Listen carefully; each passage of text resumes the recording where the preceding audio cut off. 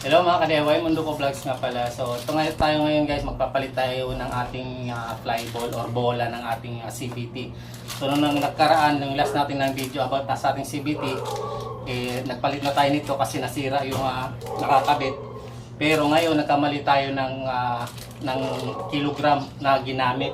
Kasi akala ko yung stock natin is 10, yung pala 12. Kasi ang naalala ko dati, nagpalit ko kaagad, nung binili ko to, nagpalit ako kaagad ng fly ball. Nag-plus ako kasi sa timbang namin, sa timbang ko at saka sa timbang ng angkas ko, medyo mabigat.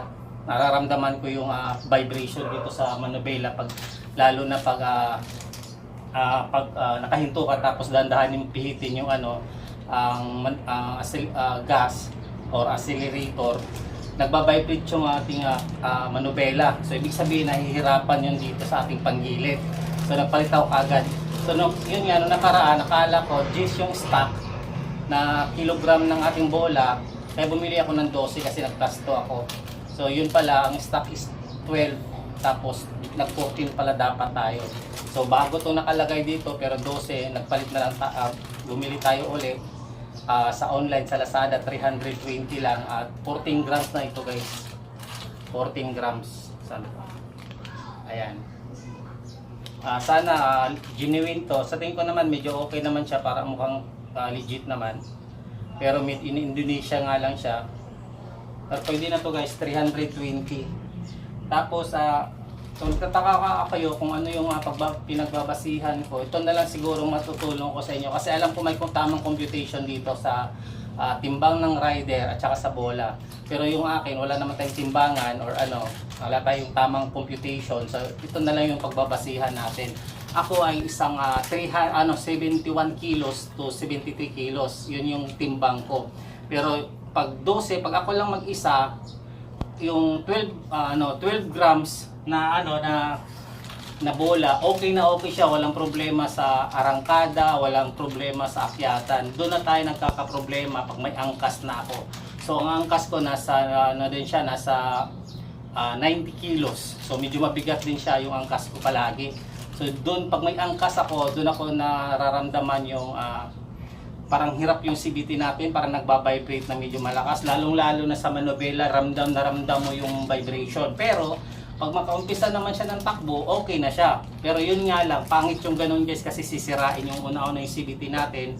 Tapos baka maapektahan pa yung pinakamakina natin na tawag dito yung sigunyal. Kasi doon nakakabit yung ating nakakabit ng ating pulley. Nagba-vibrate siya. So posibilidad na yung sigunyal niya maapektuhan sa loob.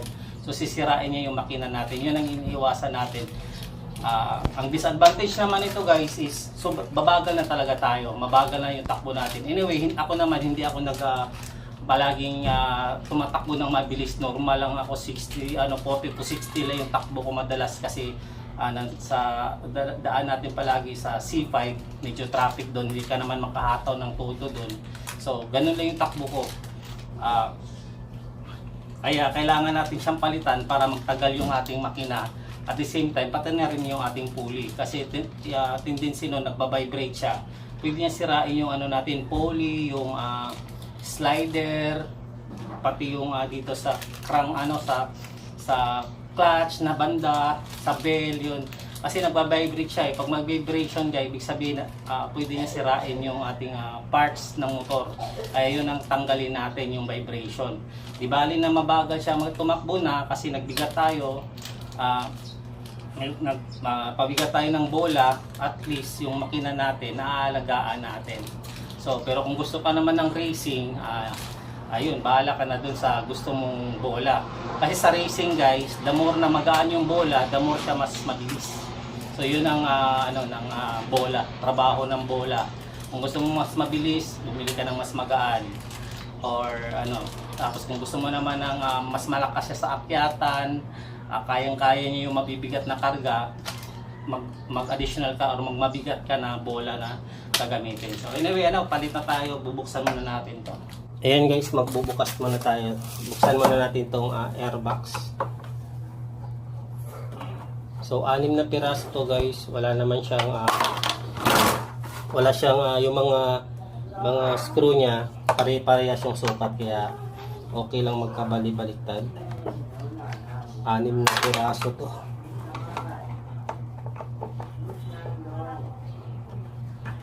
Sana hindi tayo ma-surpresa nito sa ating ano guys. 10 months na pala to bago ko na-check sa video natin sa ano sa YouTube. 6 months na pala, 6 months, 10 months na pala na last nating bukas nito. Ayan, dito sa ilalim yung dalawa guys ha.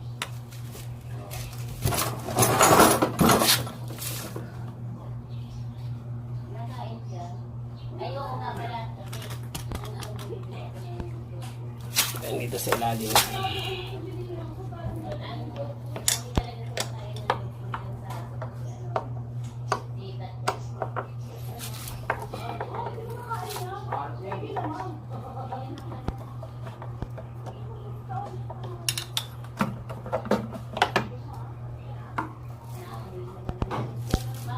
So, yung filter natin, bago-bago lang din to guys, pero tingnan nyo naman, marumi na naman. So, kailangan natin to linisan muna, wala pa tayong pambili. Tapos, dito naman tayo guys. Ito pa pala.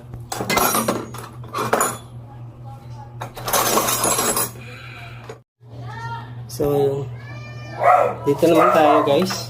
Ano pala to? G's 10mm.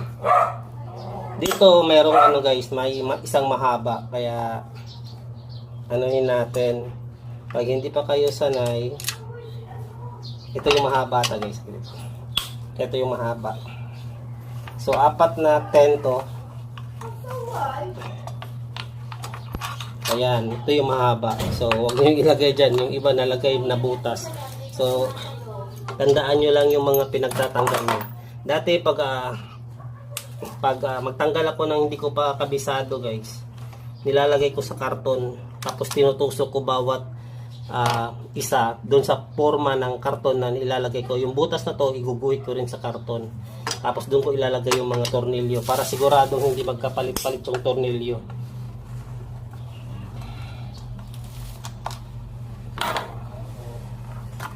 Kasi yan, sobrang dumi na rin guys. 10 months ba naman yun? Ayan, sobrang dumi.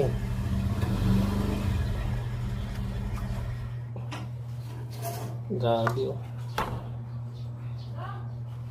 So, tandaan nyo lang kung saan kayo nag-umpisa, tapos ihilera nyo lang siya, yung tornilyo. Kasi, yung tornilyo dito sa tababa, itong cover na to, kita ba? Ayan, yan yung ano, hindi magkaparehas na sukat guys. Tapos lahat magkakaparehas na.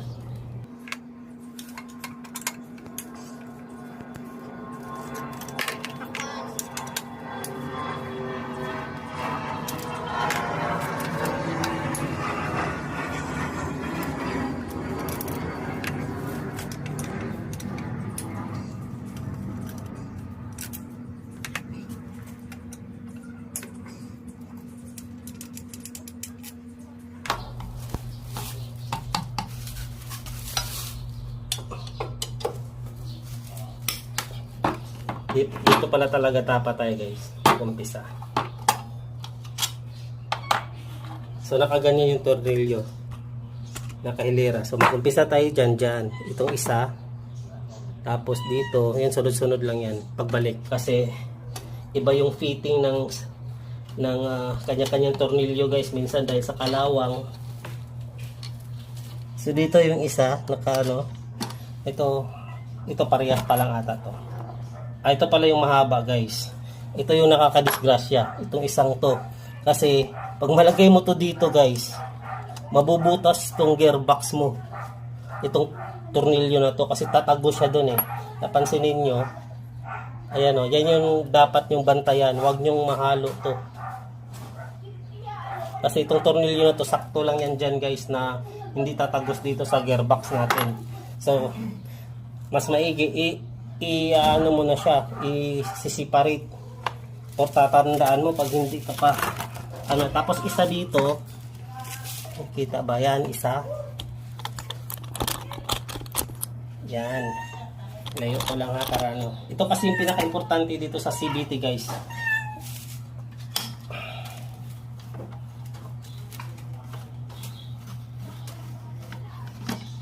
Tapos matatanggal mo na tong cover.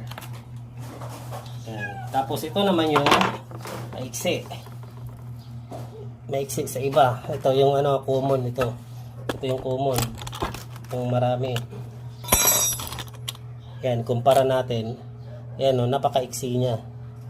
So, yan. Tapos meron dyan sa gitna guys. Pagkatapos matanggal ito, meron dyan isa sa gitna. Eto, hindi ko masilip. Buti pa sa camera nasisilip. Ito. Ito.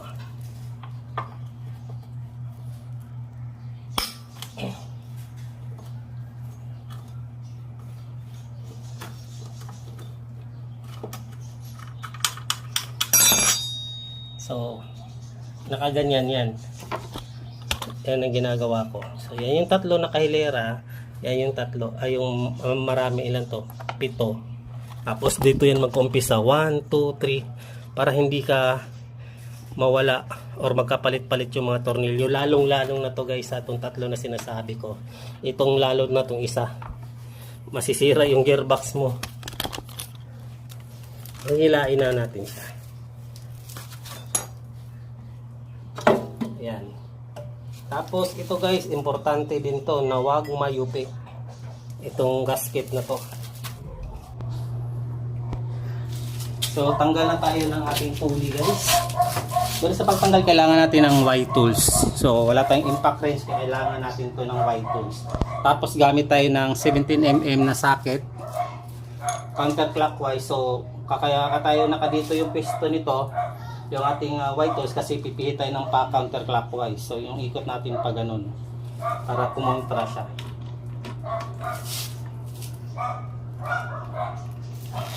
Ayan.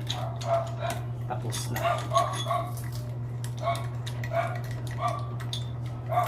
Tapos dito guys, itong washer na to, yung bilog na to, kailangan nakaposisyon yan na nakaganyan, hindi nakaganito.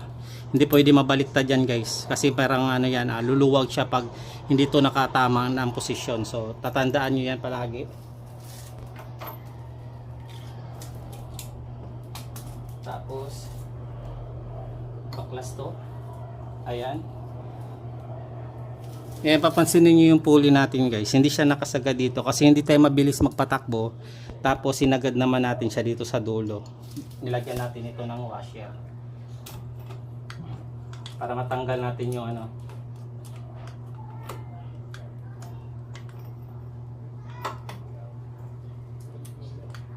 Wala kasi tayong tawag dito, wala tayong impact. Kaya gagayahin nila natin yung impact guys. Yung impact naman parang sukpok lang yun. So wala tayo nun. Gamit naman tayo ng 24. So 24, lagay natin dyan, counterclockwise din yan. Tatanggal, maluwag pa. Paste lang natin to guys. Ayan.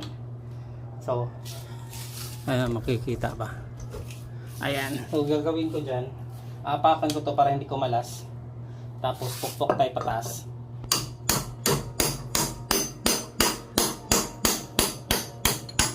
Ayan. Ganun lang. Okay.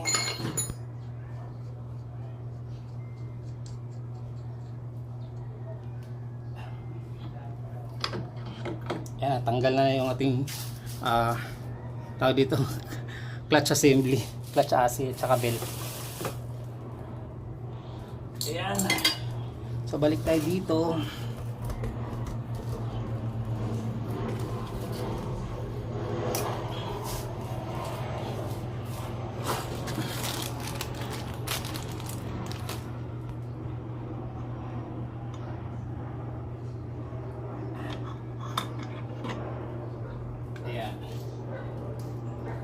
So ganda nung kinabit natin nung nakaraan guys, wala siyang tagas yung ano natin, oil seal. So ayan yung bola natin, tatanggalin na natin. Ito wala talagang damage to guys, bagong bago pa to eh.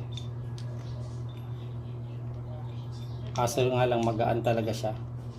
So ayan na, linisan ko muna konti So, meron lang ako i-share guys, meron ako napapansin. Tawag dito, kailangan natin dito, pangho. Kung mapapansin nyo guys, meron siyang parang gatla dyan, no? Kaya pala yung iba, kinakalkal to na para yung takbo ng bola, dire-diretso lang siya papuntang taas.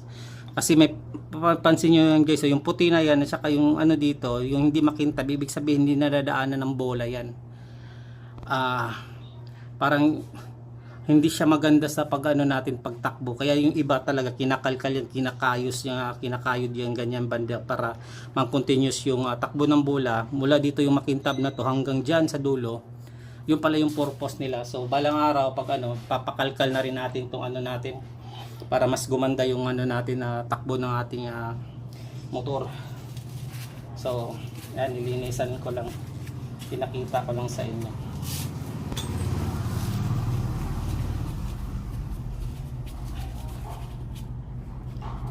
Ayan, lagay na natin ang bola. Lagay na natin ang bola guys. Hindi ko alam kung tama ba yung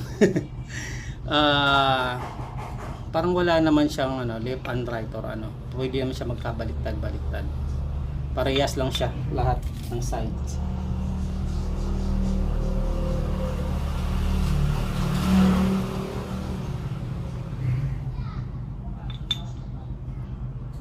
Pero pare-parehasin lang din natin.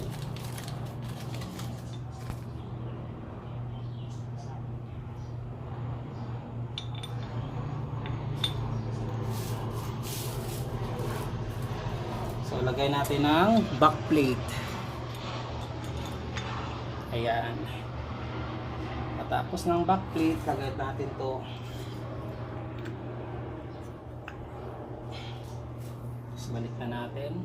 Dahan-dahan lang.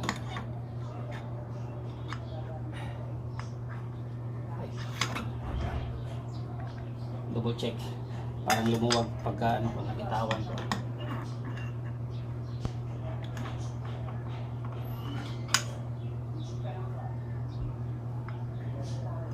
Ayan. Tapos itong washer.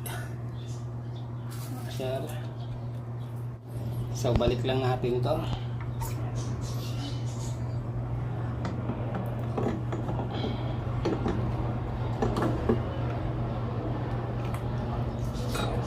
Yung belt pala guys, kailangan ito nasa taas tapos naka-arrow papunta doon.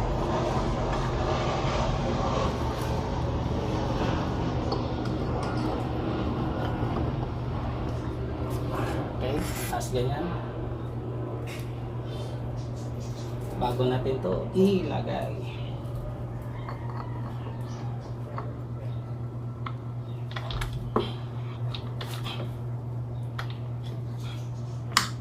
Ayan. Tapos ito guys, alugin nyo para sigurado na hindi siya naipit nito.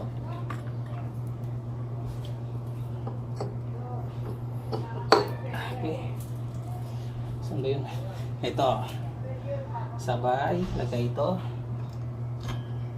Una, tapos itong bilog. Yung bilog kailangan nakalabas. Itong bilog kailangan nakalabas. Lagay dyan. Ayan.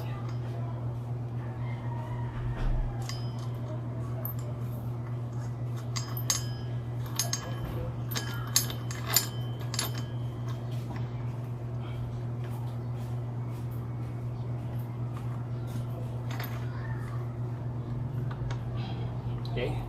Tapos kanina, yung white tools natin nakaposition dito. Dito naman tayo ngayon kasi kailangan na natin siya ipitan.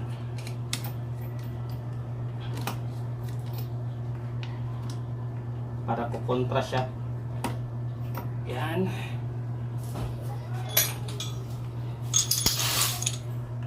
Pa-clockwise naman guys. Kung ano yung ikot ng relo, ganon. Yun din yung paghigpit.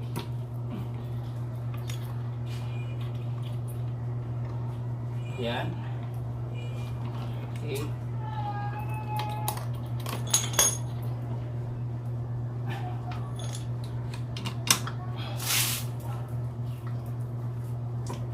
Kailangan talaga to guys, ito yan. Kailangan natin ganyanin bago tayo magtanggal nito para sigurado. Tapos dito naman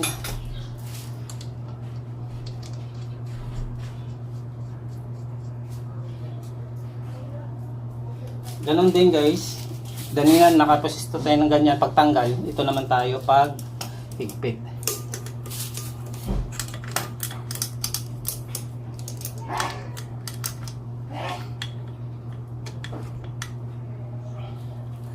Kabit natin to.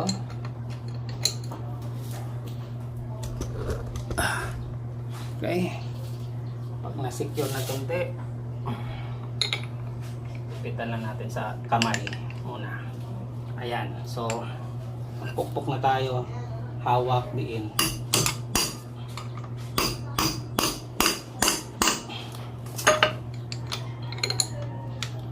Ayan. Napapansin nyo dito ko pinapatama. Para hindi, kung dito kasi baka dumulas. Pag tama dito, dudulas to. Active yun dito yan. Oh. Ayan, okay na. Tapos, start natin. Double check. Walang alog dito. Dito walang problema yan guys. Dito lang talaga yan. Kailangan ng ganun yun. Para hindi maipit.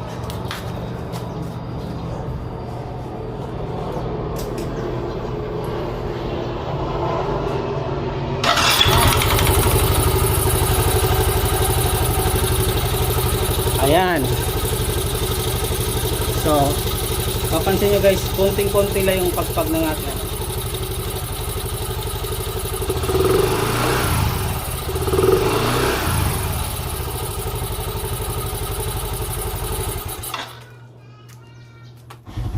Ay, ito pala guys, i-ano ko muna sa inyo. Pupoint out ko muna sa inyo kasi importante ito. Dito, paglagay dito guys, kailangan talaga malambot lang siya. Huwag yung pilitin na masikip, dandahan lang, ibalanse mo lang siya. Anyway, may dawil naman yan. May dawil dito. Ito yung naka-usli. Dawil din dito sa baba. So, yan lang yung isushoot nyo. Ayan o. Pag ganyan kalambot itulak guys, ibig sabihin, sakto na yan. Tapos yun nga, yung tornilyo natin, nasabi naman natin dito sa sa pagbukas natin kanina. Mula dito hanggang dito, banda, yan, pare-parehas ng sukat. Kasi ito, importante ito, marami nasiraan nito guys. Tapos, ito yung cover nito, at saka yung tornilyo niya, kailangan nyo talaga i-separate kasi iba yung sukat nitong tatlong to. Baka malito kayo. Yan. So, ito, tingnan nyo, laki ng diferensya. Yung iba, itong habang to, nalagay dito sa natin, sa may, tawag dito, sa may gearbox. Nabutas yung gearbox nila guys. Kahit saan dyan, lalo na dito, pag dito mo mabutas yan, tatagas talaga yung gearbox natin. Kaya ito, ingatan nyo talaga to pagbalik nyo.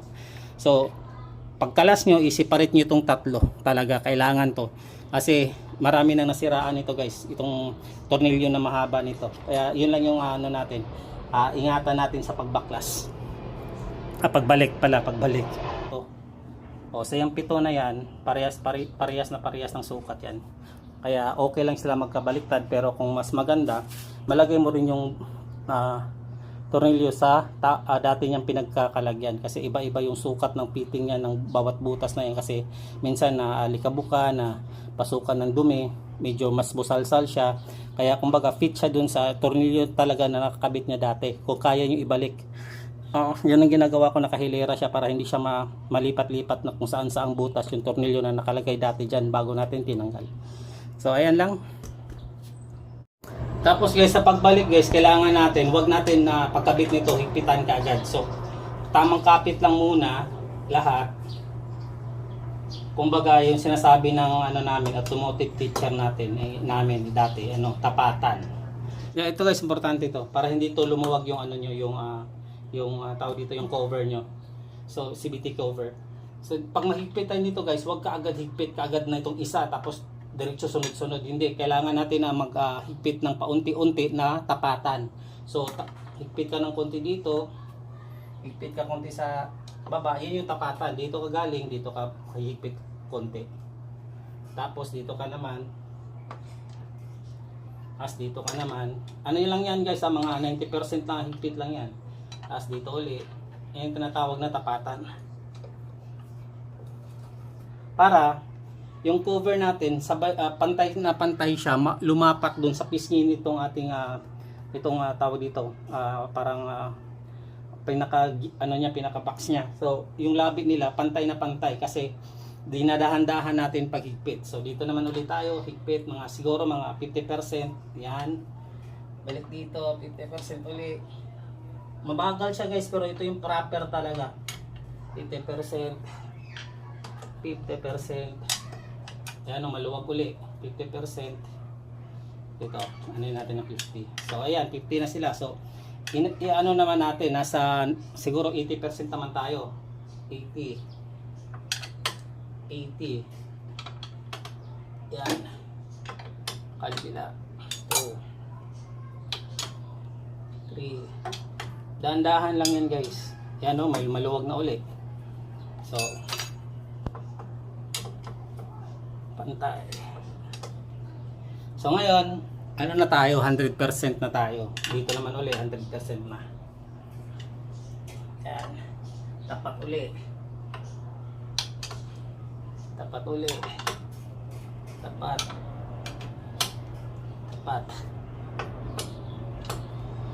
So ngayon, na 100% na natin. Para sigurado natin wala na maluwag, ay sunod-sunod na natin siya guys. Ito na yung final. Final na. Ayan, maluwag pa rin. So, at the same time, nag-check na to. Sunod-sunod na to guys kasi final na to eh. Lumapat na yung mga pisngi nila. Ayan.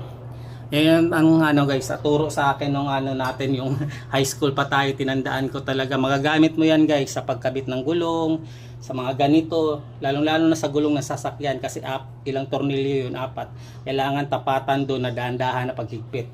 Kasi pag binigla mo isang tornilyo, hinigpitan mo kaagad yung iba, hindi mo pa ikabit, mahirapan yun, hindi yun saswak doon sa butas na magpifit kumbaga. Ayun, yun yung pinaka di ko makalimutan na turo ng aking guro dati. So, ayan. Ayan, sa filter na to guys, ito lang naman pala tandaan dyan, may butas yan. Shoot mo lang dito sa na to, parang dowel na to. Gaganyan mo lang. So, yung tornilyo nito, 4, nakita naman din sa pagtanggal, 4. So, ginagawa ko guys, ayan, naka-fit na itong lahat. Ayan, may naipit. Ayan.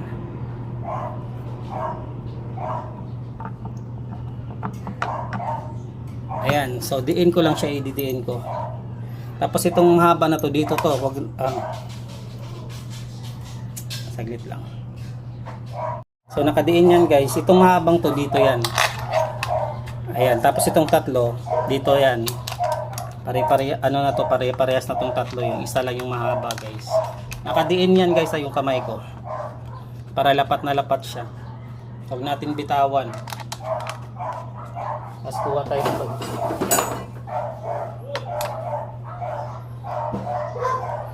Ganon din sa paghigpit dito guys, tapatan. Papangkapit lang muna sa una. Lahat.